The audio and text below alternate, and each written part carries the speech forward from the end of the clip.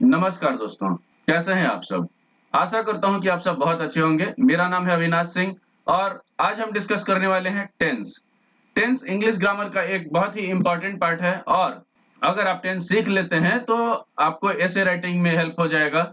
Essay writing के साथ letter, composition आप कुछ भी लिख सकते हैं और अगर इसको आप अच्छे से अप्लाई करें ना, तो कोई भी मिस्टेक नहीं होगा। तो मैं आप लोगों को धीरे-धीरे जब जैसे-जैसे ये क्लास आगे बढ़ते जाएगा, इसमें मैं आप लोगों को समझाते जाऊँगा कि कहाँ पर क्या गलती नहीं करना है, लोग कहाँ पर नॉर्मली गलती करते हैं।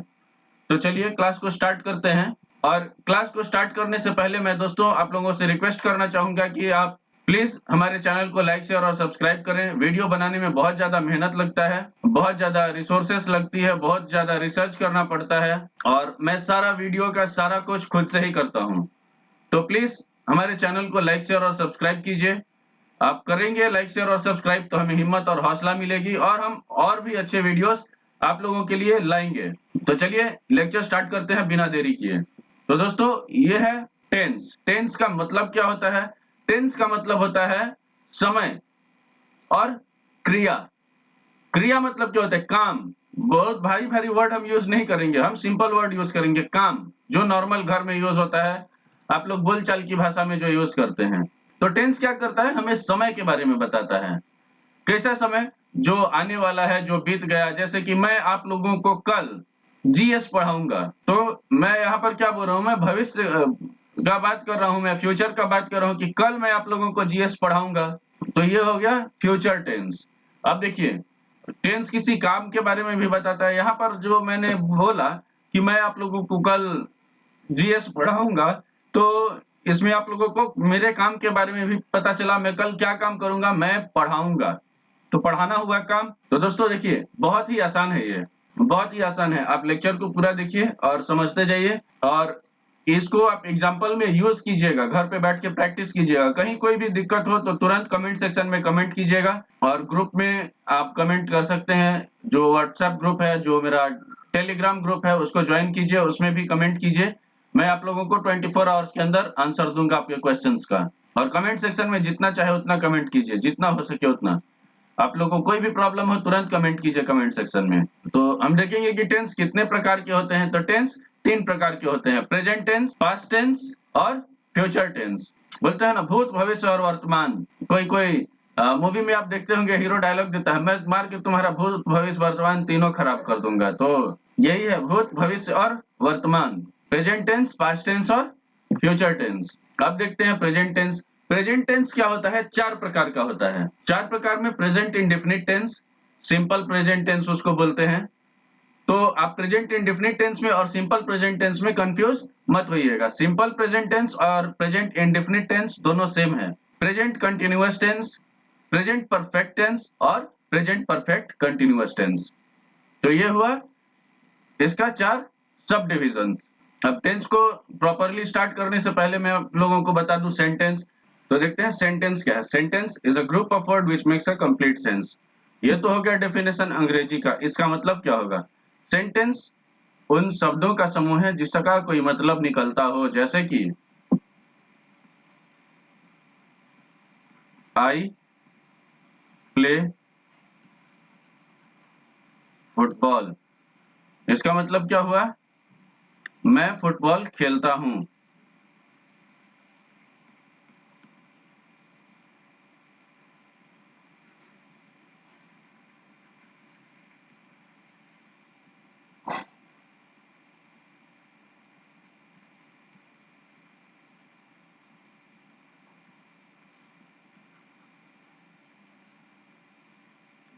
अगर गलती हो तो माफ कीजिएगा स्पेलिंग। अगर इसी सेंटेंस को लिख दिया जाए प्ले आई फुटबॉल, तो इसका मतलब कुछ निकलेगा? ये गलत हो जाएगा, इसका कोई मतलब नहीं निकलेगा। खेलता हूँ मैं फुटबॉल, ये गलत हो जाएगा ना? समझ रहे हैं आप? तो इसमें एक ध्यान रखने का बात ये भी है, जैसे हम हिंदी में बात करते हैं ना, तो हम लोग ज़्यादातर हिंदी से इंग्लिश में ट्रांसलेट करने का कोशिश करते हैं, इसीलिए हमारी गलती हो जाती है। तो हिंदी का सेंटेंस कैसे है? राम आम खाता है, तो यहाँ पर सबसे पहले क्या आ गया? राम। सब्जेक्ट आम, ऑब्जेक्ट,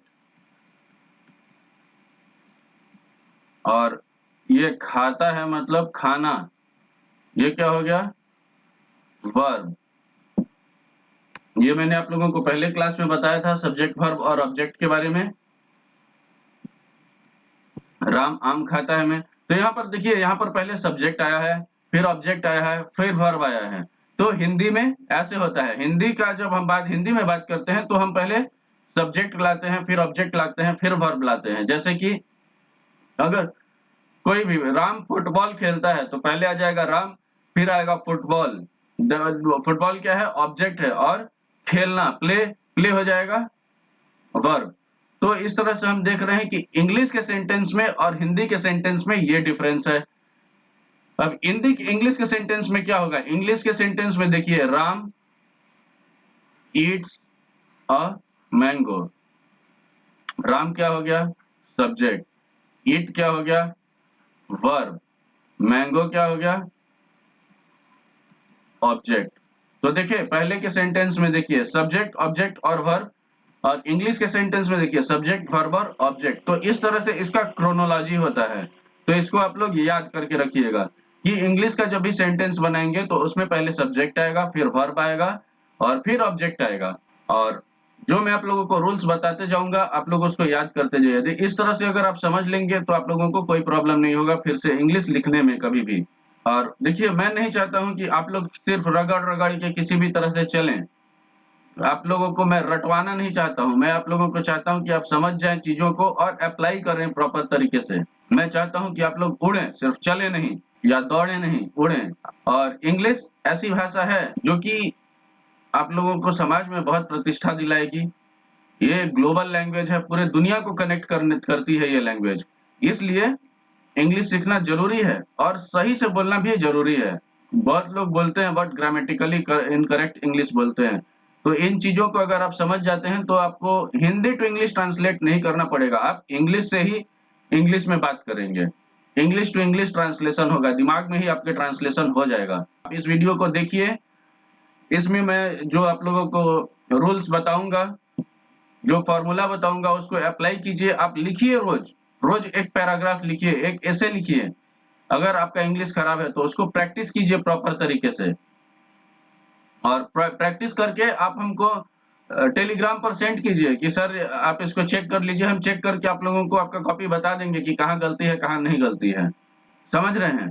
तो इस तरह से कीजिए। चलिए आगे बढ़ते हैं। अब देखते हैं present indefinite tense, simple present tense जिसको बोलते हैं। तो इसका रूल क्या है? देखिए, इसमें याद रखने का बात क्या है कि इसमें सब्जेक्ट पहले आएगा, फिर वर्ब का फर्स्ट फॉर्म, फिर हेल्पिंग वर्ब, फिर एस और ईएस, फिर ऑब्जेक्ट। अब ये कैसे लगता है? देखिए, जब सिंगुलर होगा ना, ही, she, it, name, this, etcetera, ये सब क्या है? ये सब सिंगुलर फॉर्म है ना? अब सिंगुलर के साथ वर्ब का फर्स्ट फॉर्म लगेगा और हेल्पिंग वर्ब में एस और ईएस लगेगा, और फिर ऑब्जेक्ट जब सेंटेंस बनाएंगे। तो आगे हम एग्जांपल से भी आप लोगों को समझा देंगे। अब प्लूरल देखिए, प्लूरल में क्या है? प्लूरल में they, we, you, I, these, etcetera. इसमें भी वर्ब का फर्स्ट फॉर्म लगेगा। इसमें हेल्पिंग वर्ब नहीं लगता है। जो प्लूरल होता है ना, उसमें आई, वी, दे, यू यूज करेंगे तो उसमें हेल्पिंग वर्ब नहीं यूज करेंगे। और ऑब्जेक्ट, अब एक एग्जांपल से समझते हैं। जैसे कि यहाँ भी हम राम जी को ही लेते हैं। राम जी हमारे पूजनीय हैं पूरे भारत के। Ram goes to school. Ram school जाता है। राम क्या है? सिंगुलर, ये सब्जेक्ट भी है, ठीक है। गो क्या हो गया? वर्ब। बोले थे एस और ईएस, तो ये ईएस क्या हो गया? Helping verb. और टू स्कूल, तो स्कूल क्या हो गया? ऑब्जेक्ट। तो इससे समझे आप, ये इस एग्जाम्पल से समझिए। अब देखिए प्लूरल में हम यूज करेंगे तो क्या होगा, दे गो टू स्कूल, वे लोग स्कूल जाते हैं। तो यहाँ पर देखिए ये प्लूरल हो गया। सब्जेक्ट गो, वर्ब का फर्स्ट फॉर्म है ना, वर्ब का फर्स्ट फॉर्म स्कूल, ऑब्जेक्ट। समझ गए कैसे यूज करना है? तो इस तरह से आप सेंटेंस को बनाइएगा। राम गोज टू स्कूल, मतलब जो सिंगुलर होगा उसमें एस और ईएस लगेगा, जो प्लूरल होगा उसमें कुछ नहीं लगेगा। हेल्पिंग वर्ब में हेल्पिंग वर्ब का सिर्फ फर्स्ट फॉर्म लगेगा वर्ब का। जैसे कि गो का क्या होता है, गो, वेंट, गोन, 3 फॉर्म होगा ना वर्ब का, गो, वेंट, गॉन, 3 फॉर्म होगा। तो यहाँ पे हम क्या किए हैं, हम लोग फर्स्ट फॉर्म को यूज किए हैं। समझ गए? चलिए आगे बढ़ते हैं। अब पढ़ेंगे प्रेजेंट कंटिन्यूअस टेंस। इसका रूल क्या है? प्रेजेंट कंटिन्यूअस टेंस का रूल है सब्जेक्ट, सब्जेक्ट के साथ लगाएंगे हेल्पिंग वर्ब, उसमें है is, are, am plus verb का first form plus ING plus object. ये भी आप लोगों को फिर एग्जांपल में समझाएंगे, पहले ये समझ लीजिए। तो सिंगुलर जो होगा he, she, it, I, this, that, name etcetera, उसमें हेल्पिंग वर्ब इज और एम लगता है। वर्ब का फर्स्ट फॉर्म में आईएनजी लगेगा और ऑब्जेक्ट।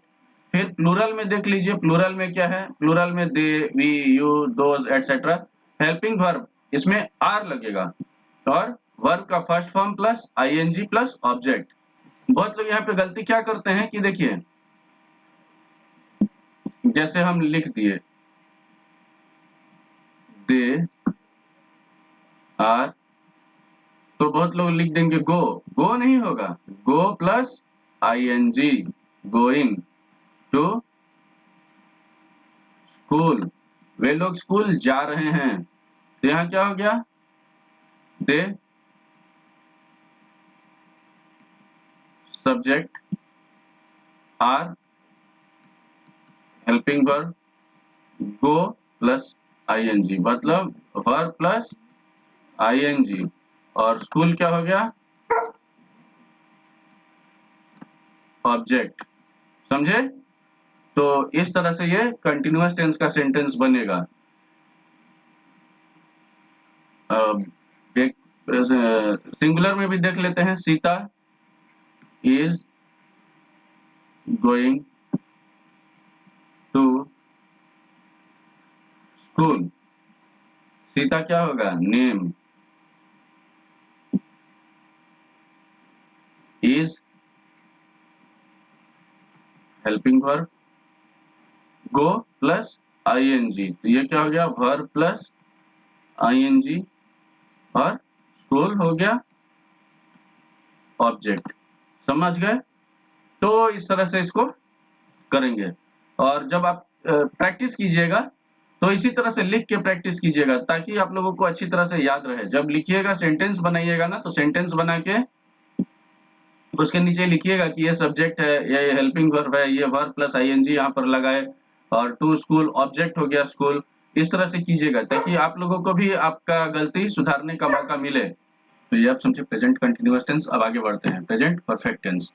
प्रेजेंट परफेक्ट टेंस का क्या रूल है? प्रेजेंट परफेक्ट टेंस का रूल है subject plus helping verb, helping verb में हैज प्लस वर्ब का थर्ड फॉर्म लगता है और हैव लगता है, हैज और हैव प्लस वर्ब का third form plus object.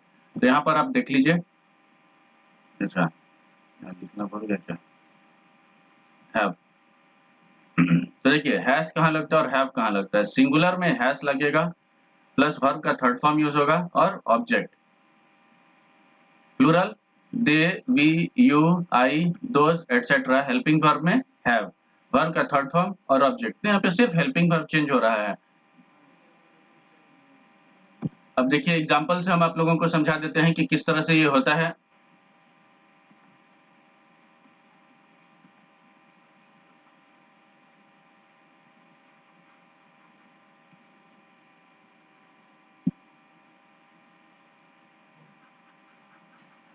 he has eaten a mango, उसने एक आम खाया है। he क्या हो गया? सब्जेक्ट, ये क्या है? Singular. has helping verb, eaten verb का third form, mango is an object. समझे? तो सिंगुलर में हैज लगेगा। They have eaten mangoes. They subject plural में है, हेल्पिंग वर्ब, वर्ब का थर्ड फॉर्म, मैंगोज ऑब्जेक्ट। तो यहाँ पर आप देख सकते हैं क्या, ईट, एट, ईटेन। यहाँ पर eat V1, ate V2, eaten V3, that is verb का थर्ड फॉर्म। तो इस तरह से हम लोग यूज करेंगे। तो फर्स्ट सेकंड थर्ड फॉर्म आप लोग वर्ब का याद करके रखिएगा, और बस यही ध्यान में रखना है कि कहाँ पे फर्स्ट फॉर्म यूज करना है, कहाँ पर सेकंड फॉर्म यूज करना है और कहाँ पे थर्ड फॉर्म यूज करना है। सेकंड फॉर्म हम बताएंगे, अभी नहीं, क्योंकि ये बीच में अगर उस टॉपिक को ला देंगे तो ये टॉपिक डिस्टर्ब हो जाएगा। तो जैसे चल रहे हैं वैसे चलते हैं। अब present perfect continuous tense. Present perfect continuous tense में क्या होगा? सब्जेक्ट, इसका रूल है subject plus helping verb plus has been, have been plus verb का first form plus ING plus object. तो यहाँ पर देखिए सिंगुलर में क्या क्या आएगा? He, she, it, this, that, name, etcetera. इसको देखिए प्रोनाउंस कैसे करते हैं? दिस, THIS रहेगा तो दिस, और THESE रहेगा तो इसको बोलेंगे दीज। दांत को थोड़ा दबा के जीभ को, दीज, और THIS रहेगा तो दिस। समझे? इस तरह से इसको प्रोनाउंस करते हैं। Helping verb has been singular में, वर्ब का first form plus object plus ING plus object, sorry, helping verb में हैव बीन, वर्ब का first form plus ING plus object. अब एक एग्जांपल देख लेते हैं।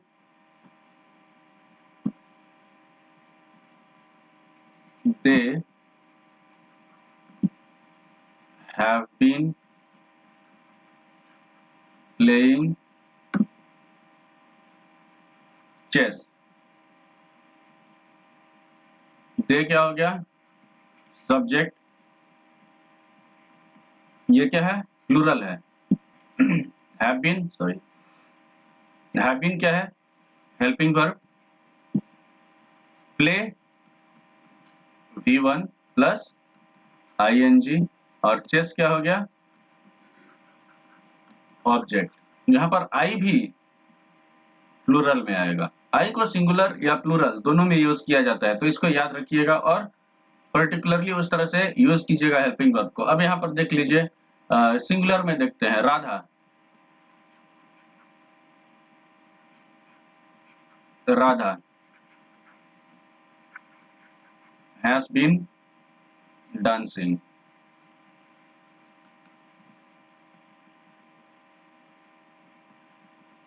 राधा क्या हो गया? सब्जेक्ट, ये सिंगुलर है, has been, helping verb, dancing, dance क्या हो गया? Verb plus ING. यहाँ पे ये कंप्लीट हो जाएगा।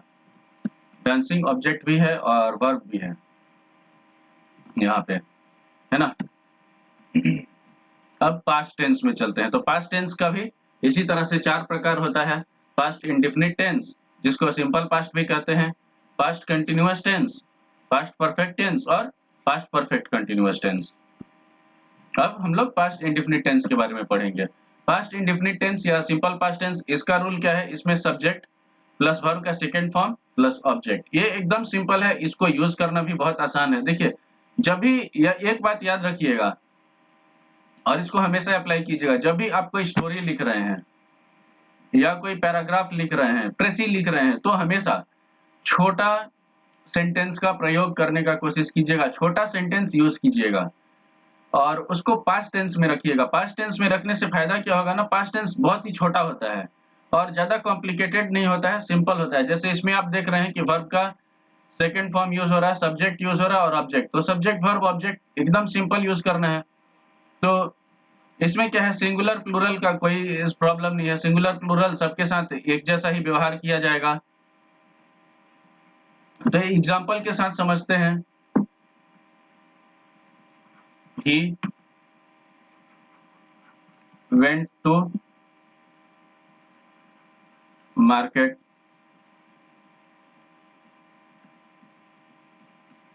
they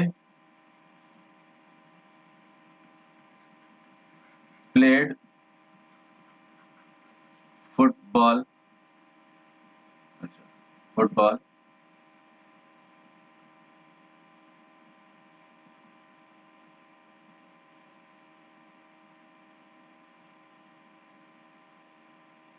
तो यहां पर आप देख लीजिए क्या हो जाएगा, ही सब्जेक्ट, वर्ब का सेकंड फॉर्म और ऑब्जेक्ट,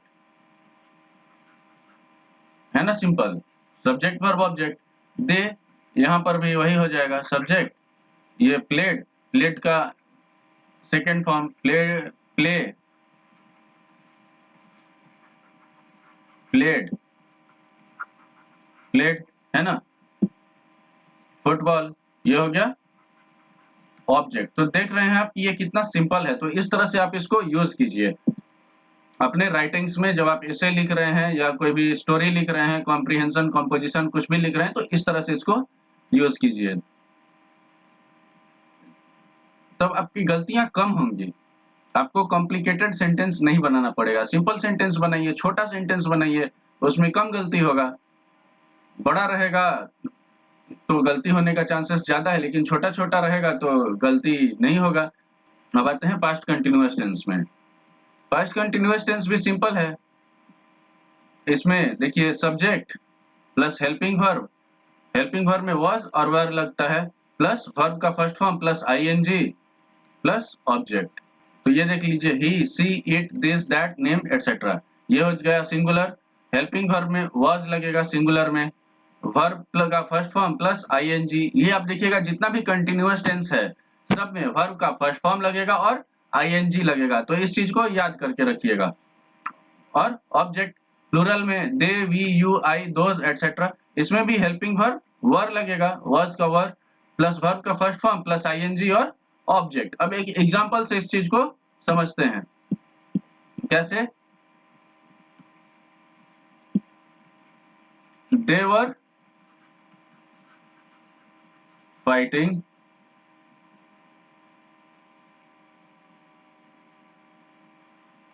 विथ राम, वो लोग राम से लड़ाई कर रहे थे। तो दे हो गया सब्जेक्ट, ये प्लूरल भी है ना। आप लोगों को मैं बार बार बोलूंगा कि इस तरह से लिख के प्रैक्टिस कीजिएगा। जब सेंटेंस बनाइएगा तो उसको लिख के प्रैक्टिस कीजिएगा, तो आपको दिमाग में ये बैठते जाएगा कि अच्छा ऐसे हो रहा है, सब्जेक्ट में सिंगुलर लिख रहे हैं, प्लूरल लिख रहे हैं, उसके साथ हम ये हेल्पिंग वर्ब यूज कर रहे हैं, तो इस तरह से, ठीक है। ये हो गया। और हेल्पिंग वर्ब फाइटिंग, फाइटिंग क्या हो गया, V1 plus ING with Ram, Ram यहाँ पे ऑब्जेक्ट हो गया, है ना।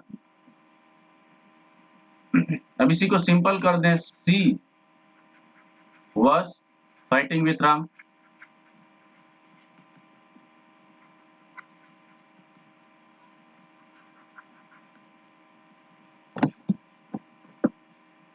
सी सब्जेक्ट और singular, was helping verb fighting V1 plus ING और विथ राम ऑब्जेक्ट। समझ गए? चलिए आगे चलते हैं। अब पास्ट परफेक्ट टेंस, ये भी एकदम सिंपल है। पास्ट परफेक्ट टेंस, सब्जेक्ट, इसका रूल देख लीजिए, हेल्पिंग वर्ब में हैड लगेगा और वर्ब का थर्ड फॉर्म लगेगा।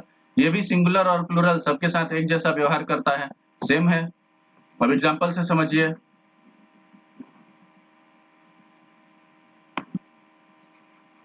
he had eaten an ice cream। बार बार एक ही एग्जाम्पल मैंगो मैंगो अच्छा नहीं लगेगा। he सब्जेक्ट हो गया, had helping verb, eaten V3 ice cream object, they had eaten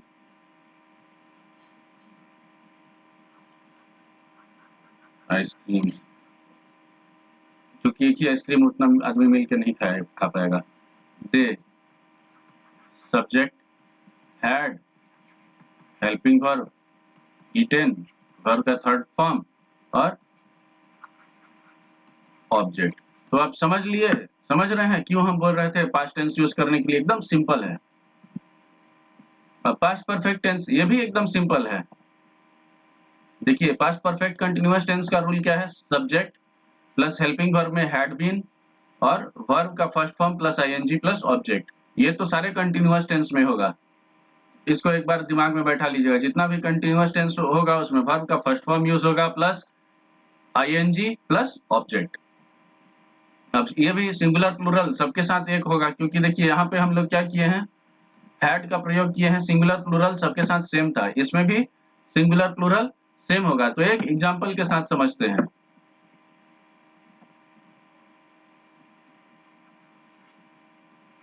They had been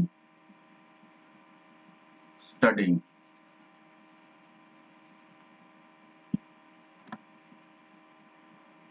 वो लोग पढ़ाई कर रहे थे। They subject, had been helping verb, study ये भी एंड ऑब्जेक्ट, वर्ब और ऑब्जेक्ट दोनों ही है। चलिए इसको हम थोड़ा इसमें मॉडिफाई कर देते हैं। She had been reading Ramayana. इसमें देखिए she subject, had been helping verb, reading V1 plus ING, Ramayana is the object. समझ गए? Past perfect continuous tense. अब आते हैं फ्यूचर टेंस में।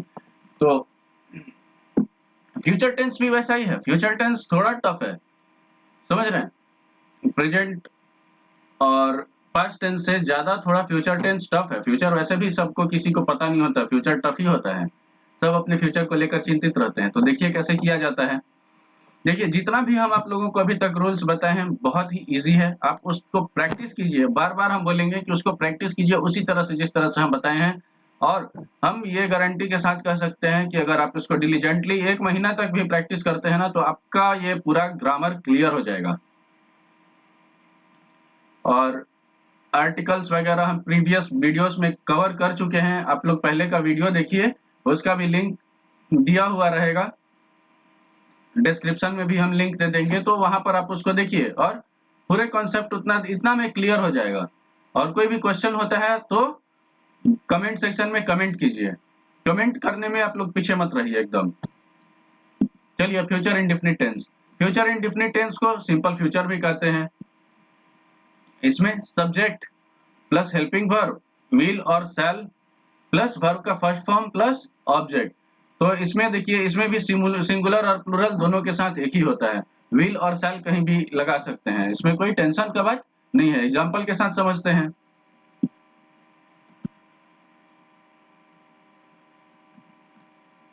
जैसे I will teach you tomorrow. मैं तुम्हें कल पढ़ाऊंगा। मैं सब्जेक्ट हो गया, हेल्पिंग वर्ब टीच, वर्ब का फर्स्ट फॉर्म है तो यहाँ पे B1 लिख देते हैं। टीचिंग यू टुमारो, ये क्या हो गया? ऑब्जेक्ट। अब देखिए इसी को आई शैल टीच यू टुमारो भी बोल सकते हैं।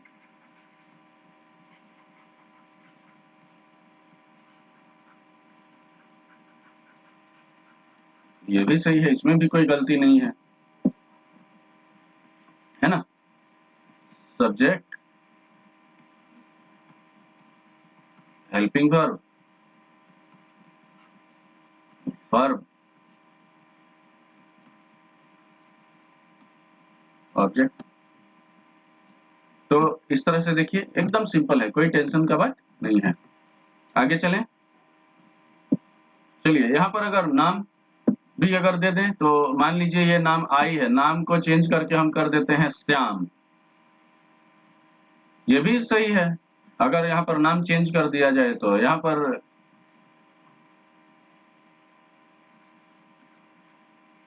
अर्जुन, कोई प्रॉब्लम नहीं है, सही है दोनों ही। तो यहाँ पर समझ रहे हैं कि सब्जेक्ट में सिंगुलर और प्लूरल चेंज करने से कोई फर्क नहीं पड़ रहा है। यहाँ पर दे भी कर सकते हैं, यहाँ पर अगर कर दिए तो क्या हो गया, कोई चेंजेस नहीं होगा, कोई दिक्कत नहीं है। तो आप लोग अगर कुछ लिखें तो ऐसे सेंटेंसेस का प्रयोग करें जिसमें सबके लिए सेम रहे, तो कोई दिक्कत नहीं होगा। देखिए खाना खाने में भी अगर ऐसा होता है कि चार दोस्त बैठे मिल के पार्टी करने और किसी को कोक कम पड़ जा रहा है, 3 ही कोक बोतल है, तो क्या करेंगे? उसको पोर करके बाँटना पड़ेगा ना। लेकिन अगर 4 बोतल ही लेके आएँगे तो बाँटने का कोई टेंशन नहीं है, सब अपना एक-एक बोतल उठा के ले जाएगा, पिएगा। तो बस वैसे ही करना है, एकदम सिंपल में।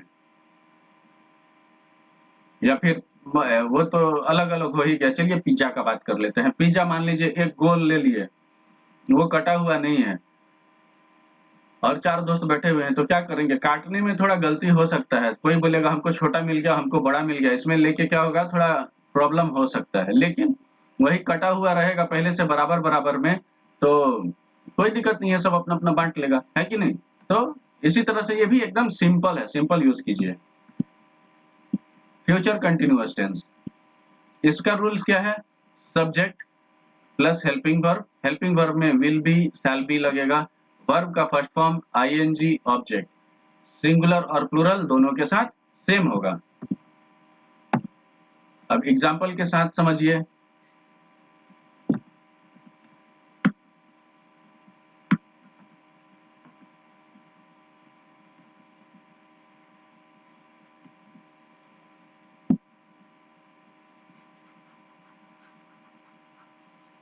I will be teaching you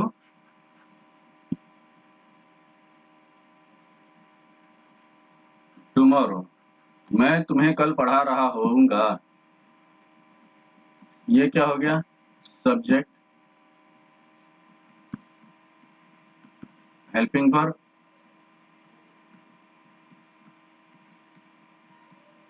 B1 plus verb का first form plus ING, you tomorrow, ये क्या हो गया? ऑब्जेक्ट। अब मान लीजिए इसको चेंज करके आई को सी कर दिए, दे कर दिए, दोज कर दिए, दोज पीपल लिखना पड़ेगा या दोज टीचर्स। यहाँ पे दोज अगर करेंगे तो those teachers will be teaching you tomorrow, same है, कोई टेंशन नहीं है। अब फ्यूचर परफेक्ट टेंस, ये भी एकदम इजी है। देखिए सब्जेक्ट प्लस हेल्पिंग वर्ब में will have, shall have, plus verb का थर्ड फॉर्म प्लस ऑब्जेक्ट। तो एक एग्जांपल से समझेंगे। He will have gone to Kolkata tomorrow, वो कल कलकत्ता जा चुका होगा। ही, सब्जेक्ट, हेल्पिंग वर्ब, वर्ब का थर्ड फॉर्म, ऑब्जेक्ट। समझे? तो यहाँ पर आप देख लीजिए, ही को दे भी कर सकते हैं, कोई टेंशन नहीं है, समझे। और देखिए इंग्लिश को अगर आप लोगों को और ज़्यादा इम्प्रूव करना है तो उसके लिए आपको क्या करना होगा कि रोज़ आप स्टोरी पढ़िए, नॉवेल्स पढ़िए, नॉवेल्स ज़्यादा बेटर होगा चार्ल्स डिकेंस का, क्योंकि वो इंग्लिश ईज़ी यूज़ करते हैं। चार्ल्स हम यूज़ लिख देते हैं, चार्ल्स डिकेंस, ठीक है? इनका ईज़ी इंग्लिश होता है। अब शेक्सपियर उठा के मत पढ़ने लगिएगा। फ्यूचर परफेक्ट कंटीन्यूअस टेंस, ये लास्ट है अपना। इसमें भी देखिए सब्जेक्ट हेल्पिंग वर्ब में will have been, shall have been, verb का first form plus ING plus object, singular plural दोनों के साथ सेम होगा। तो देखिए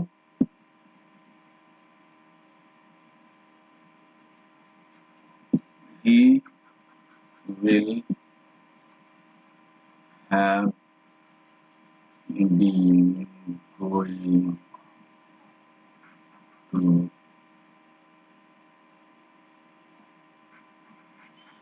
school tomorrow, वो कल स्कूल जा रहा होगा। सब्जेक्ट हेल्पिंग वर्ब, वर्ब का फर्स्ट फॉर्म प्लस आईएनजी, तो school tomorrow, this is the object. तो आप देखिए ये कितना सिंपल है। अब देखिए कि इसमें आप लोगों को क्या मिला, सीखने को यही मिलता है कि कंटीन्यूअस टेंस में हमेशा वर्ब का first form plus ING use होता है।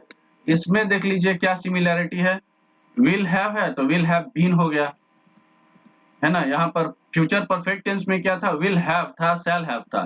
फ्यूचर परफेक्ट कंटीन्यूअस टेंस में क्या हो गया, will have been, shall have been plus verb का फर्स्ट फॉर्म प्लस आईएनजी। तो सिंपल है, इस तरह से लिखिए। तो मैं आशा करता हूं कि आप लोगों को ये लेक्चर से समझ में आ गया होगा कि किस तरह से इसका यूज करना है। मिलेंगे अगले लेक्चर में। अगर आप लोगों को ये लेक्चर पसंद आया हो तो हमारे चैनल को लाइक शेयर और सब्सक्राइब कीजिए। तब तक के लिए stay happy, stay safe and keep watching study buddy. जय हिंद, भारत माता की जय।